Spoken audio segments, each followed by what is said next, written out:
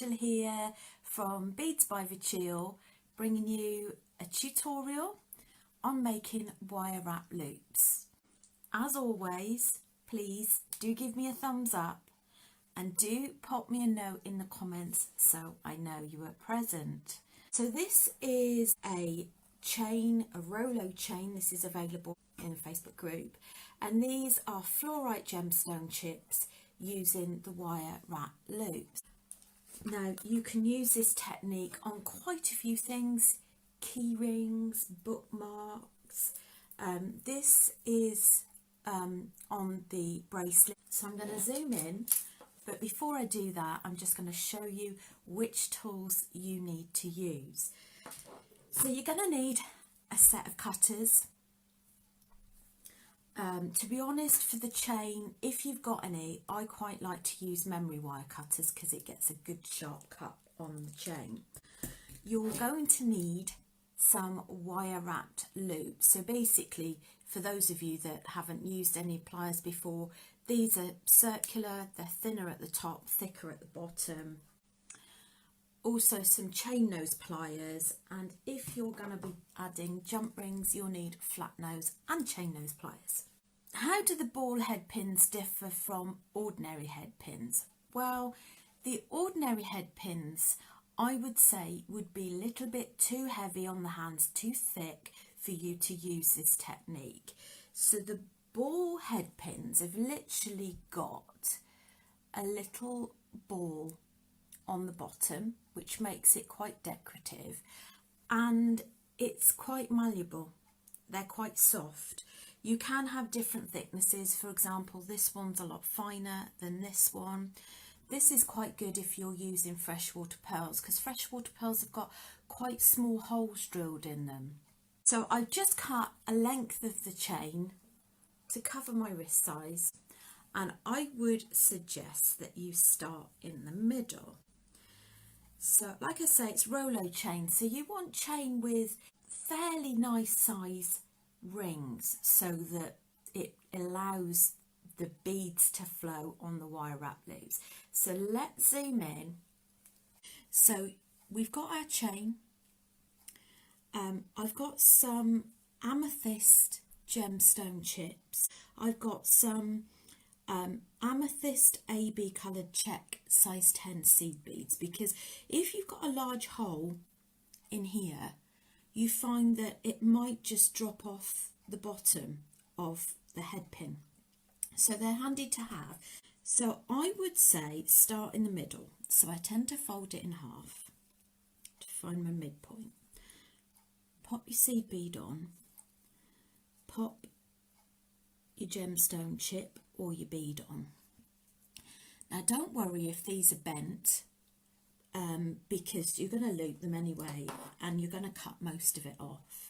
Right, so using the tip of my round nose pliers, you can see that you want a gap between your pliers and your gemstone chip or your bead, because you need to give it space to wrap the loop. So I'm going to bring this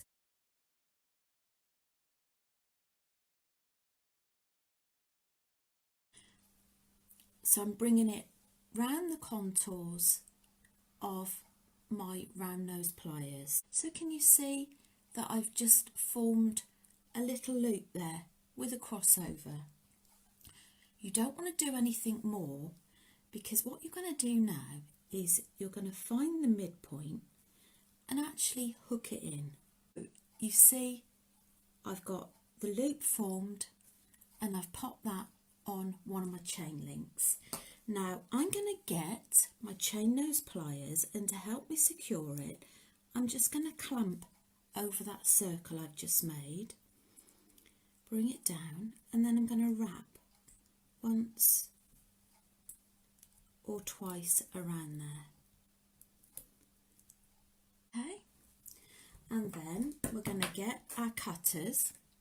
Now if you've not used cutters before, you actually want to have the flat side against where you're going to cut. Okay, hold that so it doesn't take flight, And then I would suggest that you make sure that that edge is tucked in. Now I'm going to do a few more. I've got another seed bead, another amethyst chip, but it's a little bit paler, this one. But this is a great project if you've got a complete mixed bag of gemstone chips or different types of beads that you need to use up. So can you see I've got a gap between where my round nose pliers are and the bead. So then I'm going to wrap this around the round nose pliers. Avoid the temptation to wrap, and I would say it looks really nice. So if you lay that down, you can see you've got one loop going across that way, one loop that is open to you visually. It will hang much nicer if you use the same circles. So I would say use the circles that are facing you. So I've popped that on, chain those pliers, I'm pinching it, then I'm going to wrap round 2 to 3 times. Now the good thing with this technique as well is you're less likely to lose any of your beads because it's so secure. So I'm going to do just a couple more just to give you an idea, and then we'll go over to the sample piece.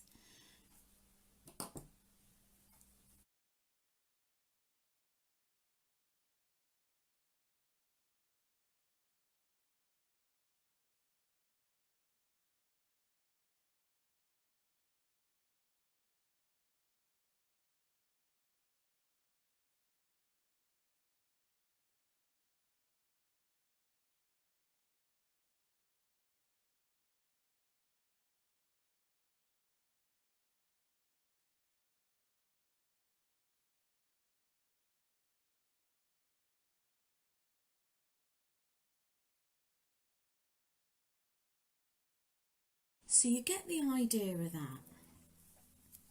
So you can put as many different types of beads on there as you like. So let's just open this little bracelet up that I made. Now I popped little seed beads on some of these beryl ones. Got 25. The ball head pins come in packs of 30. Again, you can get those in the group. And then what I would do is I quite like these pretty little charms. Again, those are in the group. So you could decorate the ends with like the flowers. Those are in the group. I've also got the angel wing. I think that's rather lovely. I'll just quickly show you how you attach those. So if you've not done any of this before, you would need a ring to attach your clasp. So we would have a pair of parallel pliers in your left hand and chain those in your right, and opposites if you're left-handed. So this is an open jump ring, which means there's a slit in it. Now you want the slit sitting up at 12 o'clock. And then what you want to do is part them that way, not that way, because you will put it totally out of shape. And then you'd pop it on your last ring. Then you'd pop whatever type of clasp you've got on there, and hopefully it will still be intact, and then you return it back. So what I normally do is I overcompensate and then bring it back so that you've got a nice join on there. And then on the other end, for example, like the angel charm, again, open up your jump ring. I just think these add that extra professional sort of looking touch. And then I'd close up. Obviously you'd complete the bracelet. So you've got like a pretty little angel wing. And the good thing with this chain is you could just hook it. You've got your own inbuilt extender, so you just hook it to wherever it fits on your wrist. Now let's have a quick look at the necklace. So this is a necklace. So I'm just going to show you how you position and cut the chain. It's probably about 2 inches that I've used for the drop. I have cut enough chain for the length plus the drop. So I've literally included that in a whole length. So I would get the other end, the other tail, and the good thing is you can open these loops. So I will open up the loop and attach it to roughly where I want the dropper to be.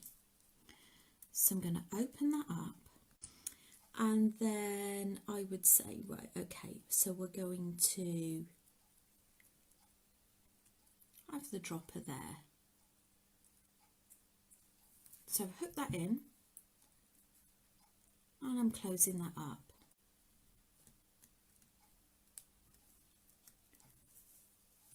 So there you've got already your dropper and your V, but you're joined at the top now.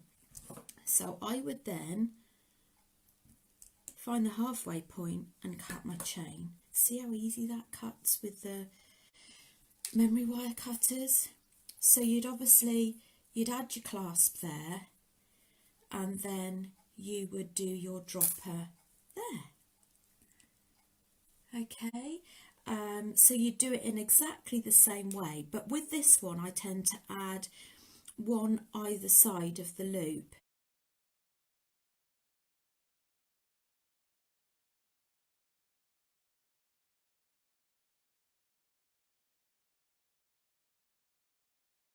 I would pop that one side, use the same technique,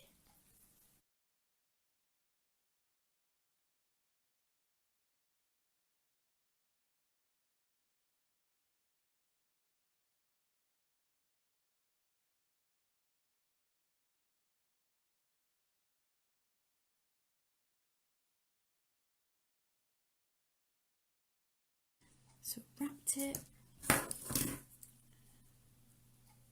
cut it, obviously you tidy that up. So I'd put that on that side, and then I'd have one on this side as well.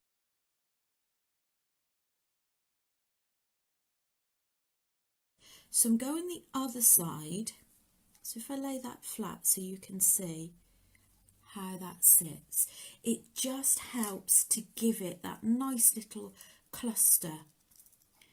And obviously you'd add the clasp in the same way. There we go, you tidy that up. All right, so you just go cascading down there. Earrings. Again, you could have chain attached to an earring, and the same technique as this. You could have an earring that way, perhaps a little bit less of chain, or you could simply do just a simple drop with a wire wrap loop at the top. So there's lots of ideas. I think that's it for now. I hope you've enjoyed it. Thank you so much for joining me. Take care. Bye.